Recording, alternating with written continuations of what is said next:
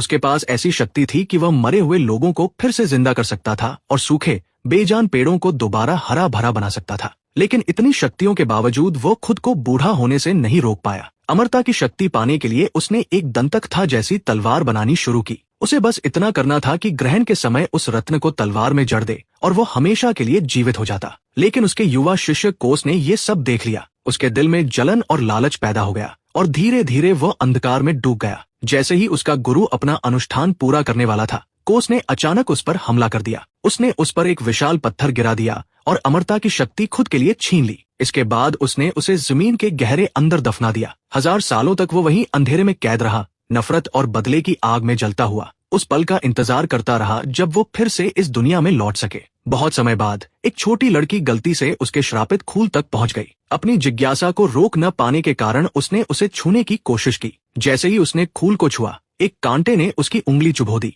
उसकी बड़ी बहन, जो उसे ढूंढते हुए वहां पहुंची थी, वो भी उस खूल के जादू से बच नहीं पाई और उसकी उंगली भी जबरदस्ती चुभ गई। जैसे ही ये हुआ, छोटी बहन अचानक कोमा में चली गई। उसकी आंखें सफेद हो गई और काली नसें उसके पूरे शरीर में फैलने लगी। कुछ ही समय में वही असर बड़ी बहन पर भी दिखने लगा। डर के मारे वे दोनों गांव की सबसे प्रसिद्ध चुड़ैल के पास पहुंची। चुड़ैल ने लड़की के शरीर पर फैली काली नसों को देखा और तुरंत उसके बालों की एक लट काटकर भविष्य देखने की कोशिश की। अचानक घना धुआं उठने लगा और काली ऊर्जा चारों तरफ घूमने लगी। उस रात दोनों बहनों के दिमाग में एक आवाज गूंजने लगी। वो वही था जो उन्हें वापस उस केबिन में बुला रहा था। इससे पहले कि वे कुछ समझ पाती, जमीन से बेलें निकल आईं और उन्हें कसकर जकड़ लिया। उसने उनसे एक सौदा किया। वो उन्हें अपार शक्ति देगा, लेकिन बदले में उन्हें उस जादुई तलवार को लाना होगा ताकि वो खुद को आजाद कर सके और फिर से इस दुनिया में लौट सके। फिल्म की शुरुआत में योद्धाओं का एक समूह जंगल में किसी को घूमता हुआ दिखाई देता है। उसी समय इवान का परिचय होता है, जो बाकी लोगों से अलग लगता है,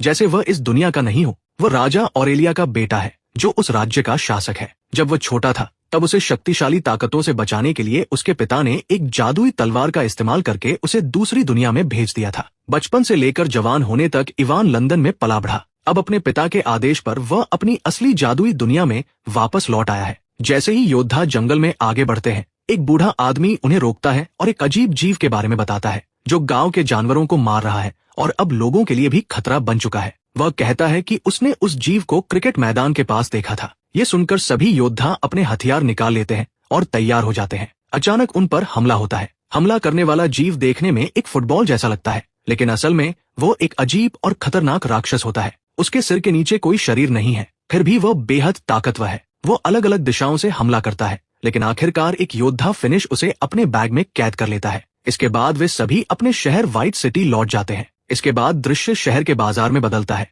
जहां एक छोटी लड़की भूखी हालत में खाना ढूंढती हुई घूम रही होती है। वह एक औरत की टोकरी से एक सेब चुरा लेती है और भाग जाती है। औरत उसे देख लेती है, लेकिन लड़की छिपकर एक कोने में बैठकर सेब खाने लगती है। तभी उसे पास में एक चमकती हुई रोशनी दिखाई देती है। जिज्ञासा के कारण वो वहां जाती है और एक चमकता हुआ फूल देखती है। जैसे ही वो उसे तोड़ने की कोशिश करती है, एक कांटा उसकी उंगली में चुभ जाता है और खून निकलने लगता है। उसी समय वह औरत भी वहां पहुंच जाती है, जिसका सेब लड़की ने चुराया था। लेकिन वह उसे डांटने के बजाय उसे गले लगा लेती है और उससे पूछती है कि वो कहां से आई है और उसके माता पिता कहां हैं। तभी उसकी नजर उस चमकते फूल पर जाती है। वह भी उसे तोड़ने की कोशिश करती है, लेकिन एक कांटा उसकी उंगली में भी चुभ जाता है और वह भी घायल हो जाती है। अचानक वह खूल जमीन के अंदर समा जाता है, जिससे पता चलता है कि वह कोई साधारण खूल नहीं, बल्कि एक जादुई शक्ति है। अगले दृश्य में इवान अपने जादुई घर में पहुंचता है। उसका घर उन सभी आधुनिक चीजों से भरा हुआ है जिनका वो लंदन में इस्तेमाल करता था, जैसे फ्रिज, वॉशिंग मशीन,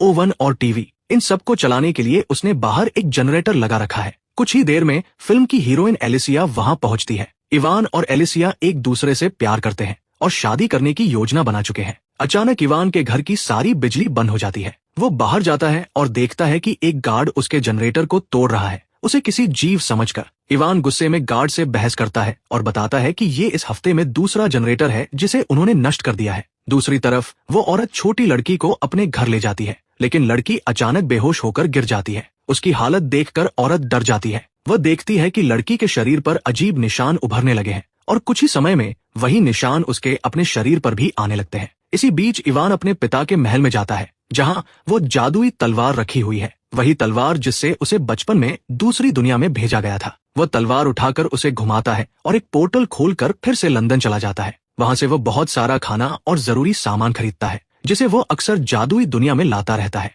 उसी समय वो औरत लड़की को एक बूढ़ी चुड़ैल के पास ले जाती है जो जड़ी बूटियों और इलाज के लिए मशहूर है। लेकिन जैसे ही चुड़ैल लड़की को देखती है वो डर जाती है और कहती है कि बच्ची पर किसी खतरनाक बुरी शक्ति का कब्जा है। वह औरत को सलाह देती है कि वह तुरंत उस बच्ची को डुबोकर मार दे। ये सुनकर औरत गुस्से में आ जाती है और उसकी बात मानने से इनकार कर देती है। जादुई दुनिया में इवान वापस लौटता है जहां उसका पिता उसे राज्य के भव्य टूर्नामेंट में हिस्सा लेने के लिए कहता है। ये एक ऐसा मुकाबला होता है जिसमें सबसे बहादुर और ताकतवर योद्धा अपनी शक्ति दिखाते हैं, लेकिन इवान मना कर देता है। वह कहता है कि वह अपने पिता की तरह बहादुर या शक्तिशाली नहीं है। ये सुनकर राजा बहुत निराश हो जाता है। इसके बाद एक योद्धा साइरस का परिचय होता है जो राजा की सेना का हिस्सा है और 2 दिन के मिशन से लौटता है जहां उसने एक राक्षसी जीव को पकड़ा था। पूरा शहर उसकी बहादुरी का जश्न मनाता है, लेकिन इवान को ये सब बढ़ा चढ़ाकर दिखाना लगता है क्योंकि वह जानता है कि साइरस अक्सर अपनी तारीफ खुद करता है, खासकर एलिसिया के सामने। जल्द ही टूर्नामेंट शुरू होता है। योद्धा अपनी ताकत और कौशल का प्रदर्शन करते हैं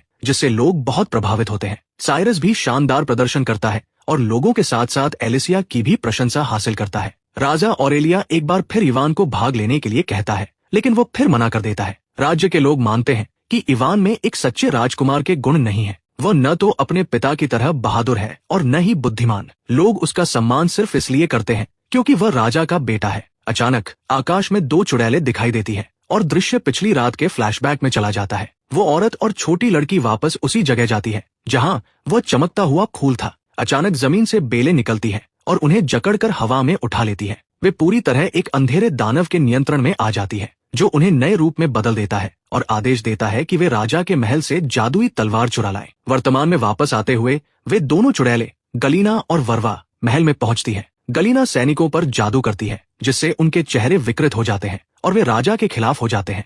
वर्वा, जो एक शक्तिशाली चुड़ैल है, पता लगाती है कि तलवार महल के अंदर है। वो अपना रूप बदलकर महल में उड़ते हुए अंदर जाती है ताकि तलवार चुरा सके। इसी बीच बाहर अफरातफरी मच जाती है क्योंकि जादू के प्रभाव में आए सैनिक सभी पर हमला करने लगते हैं। फिनिश और एलिसिया बहादुरी से उनका सामना करते हैं। जंगल वाली बूढ़ी चुड़ैल भी उनकी मदद के लिए आ जाती है, साथ ही एक शक्तिशाली जादूगर भी जिसने पहले इवान को दुनियाओं के बीच यात्रा करने में मदद की थी। इस हंगामे के दौरान पहले पकड़ा गया राक्षसी जीव भी भाग निकलता है। इसी बीच वर्वा तलवार चुरा लेती है और भागने की कोशिश करती है। तभी इवान अपना मोबाइल फोन उसकी ओर फेंकता है जो उसे लग जाता है और तलवार उसके हाथ से गिर जाती है। वर्वा भी जमीन पर गिर जाती है। इवान तुरंत तलवार उठाकर अपने पिता को दे देता है, लेकिन जब राजा ऑरेलिया उसे इस्तेमाल करने की कोशिश करता है तो वह ठीक से काम नहीं करती। तब पता चलता है कि इवान ने उस तलवार का बहुत ज्यादा इस्तेमाल किया है दुनियाओं के बीच यात्रा करने के लिए, जिससे उसकी शक्ति कमजोर हो गई है। राजा तलवार वापस इवान को दे देता है और उसे आदेश देता है कि वह इसे लेकर भाग जाए और हर कीमत पर इसकी रक्षा करे।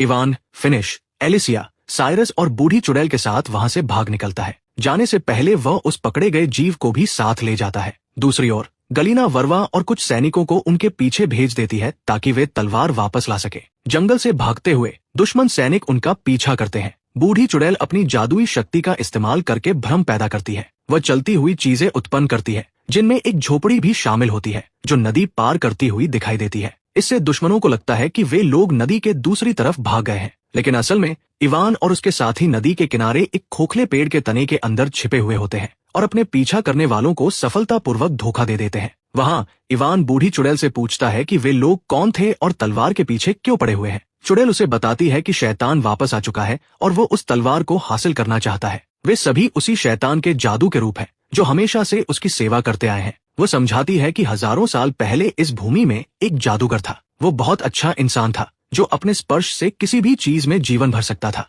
लेकिन एक दिन उसे एहसास हुआ कि वह भी बूढ़ा हो रहा है और एक दिन मर जाएगा। मौत के डर से उसने अमर होने का फैसला किया। उसने को नाम का एक प्राणी बनाया जो हमेशा उसके साथ रहता था। अमरता पाने के लिए उस जादूगर ने एक जादुई तलवार बनाई। योजना ये थी कि सूर्य ग्रहण के दौरान उस तलवार में एक जादुई रत्न जड़कर वह अमर हो जाएगा, लेकिन को ने उसे धोखा दे दिया। उसने जादूगर पर एक विशाल पत्थर गिरा दिया जिससे उसकी मौत हो गई और फिर उसी तरीके का इस्तेमाल करके खुद को अमर बना लिया। तब से वह जादूगर हजारों सालों से जमीन के गहरे अंदर दबा हुआ है, गुस्से और बदले की भावना से भरा हुआ। अब वो अपनी तलवार वापस चाहता है जो इस समय इवान के पास है। इसके बाद मेडिकल किंग वहां आता है और कहता है कि उन्हें मृत भूमि डेडलैंड जाना होगा। केवल वहीं उन्हें पता चलेगा कि उस जादूगर को कब और कैसे नष्ट किया जा सकता है। हालांकि मृत भूमि तक पहुंचना आसान नहीं है। उन्हें एक लंबा और खतर दोस्तों, कहानी में ट्विस्ट तो अब आने वाला है। आगे क्या होगा जानने के लिए कमेंट बॉक्स में पार्ट 2 जरूर लिखें। और हाँ, ऐसी ही धमाकेदार मूवीज के लिए चैनल को सब्सक्राइब और वीडियो को लाइक करना बिल्कुल मत भूलना। मिलते हैं अगले पार्ट में।